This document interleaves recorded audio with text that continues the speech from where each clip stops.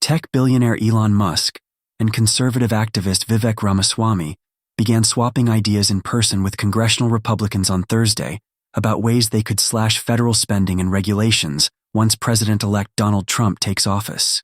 Trump has tasked Musk and Ramaswamy with issuing recommendations to overhaul the federal budget and bureaucracy, a goal that many Republicans say they agree with, but also one that presidents and Congresses under both parties, as well as divided government, have repeatedly failed to deliver on.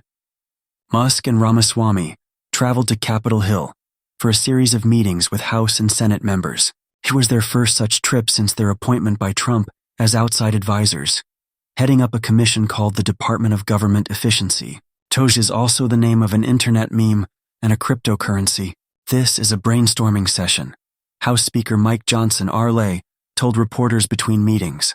He said the talks are laying the groundwork for what lawmakers will do next year.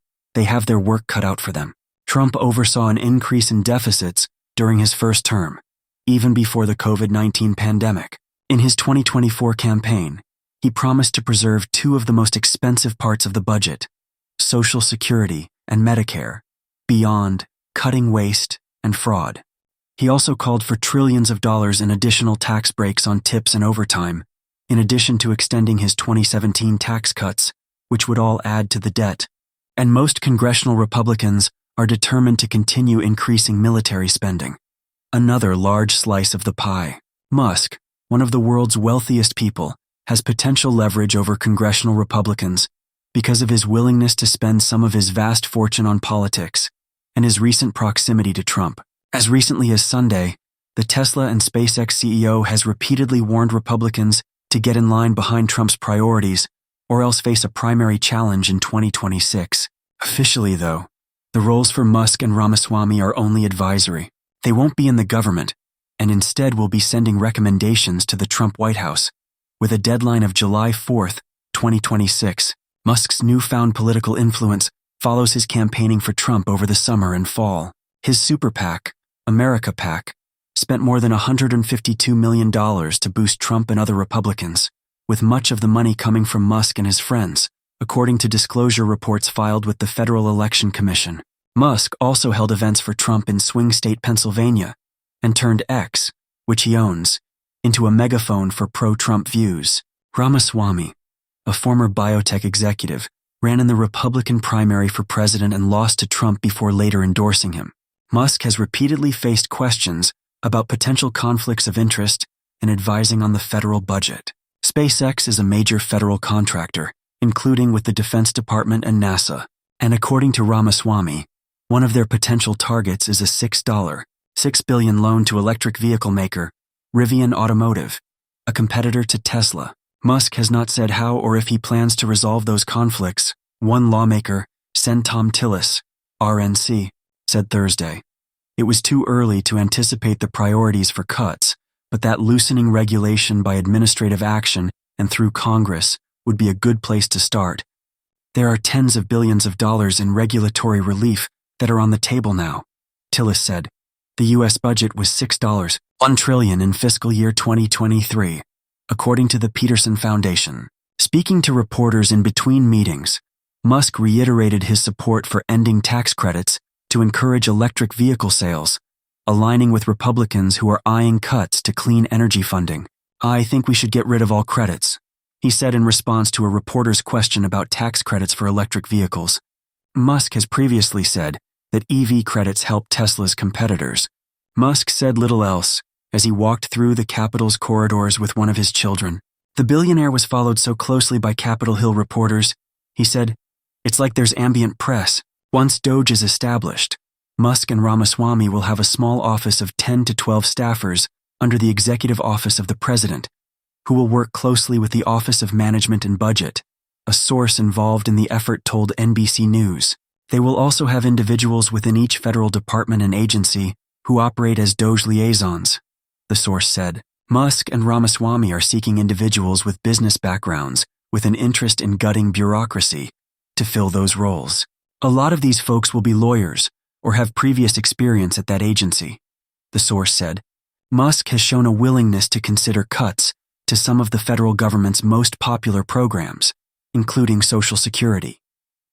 On Monday, he shared a post on X from Senator Mike Lee, R. Utah, advocating an overhaul of Social Security into something like individual retirement accounts. Interesting thread, Musk wrote. Thursday morning, Musk met with incoming Senate Majority Leader John Thune, RSD, while Ramaswamy met separately behind closed doors with a group of 15 Senate Republicans for a little over an hour. In the afternoon, they met with a larger group of House and Senate members. Leaving the meeting with Ramaswamy, senators told NBC News that it was a positive conversation and consisted of an exchanging of ideas, as Senator Eric Schmidt, RMO, and Senator Shelley Moore Capito, RW Va, put it. But they would not divulge specific policies discussed inside. A source familiar with the private meeting in the afternoon told NBC News that the gathering turned into an open mic session, featuring an airing of grievances from House members who want Elon and Vivek to solve all their problems. Some Democrats have expressed interest in working with Musk and Ramaswamy to reduce spending and regulations. Representative Ro Khanna D. Khalif posted on X on Thursday that Congress should model its efforts on a World War II-era committee led by then-Senators Harry Truman.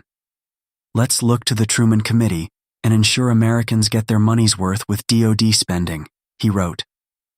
While GOP efforts to reduce the size of the federal government and end wasteful spending are not new, senators did not offer much in terms of how this effort would be different or possibly more successful.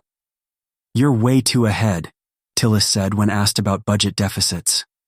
Leaving the meeting, Ramaswamy also declined to answer reporters' questions. In the 2024 election, Republicans won a 53-vote Senate majority and a paper-thin House majority of 220 to 215. Those slim margins could give Democrats some influence over the outcome, and some of them mock the new Musk-led effort as a punchline. Doge is not real.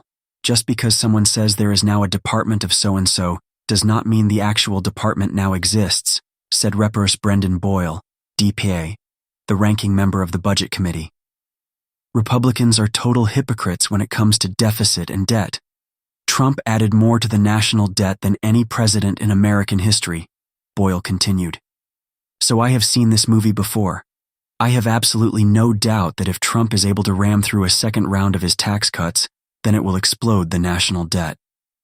Veterans of past failed debt reform efforts, including the Obama-era bipartisan super committee of 2011, doubt the Doge will be more successful unless it's willing to take on sacred cows. If past his prologue, the Doge faces an uphill climb. It's not yet clear what authority or reach the Doge has, but managing the federal budget cannot be done through talking points, said Zach Malove, a lobbyist who worked as a policy aide to Senator Patty Murray, DWASH, when she co-chaired the supercommittee. Malove said lawmakers will have to accept some political pain for it to be meaningful. In the end, the math just doesn't add up.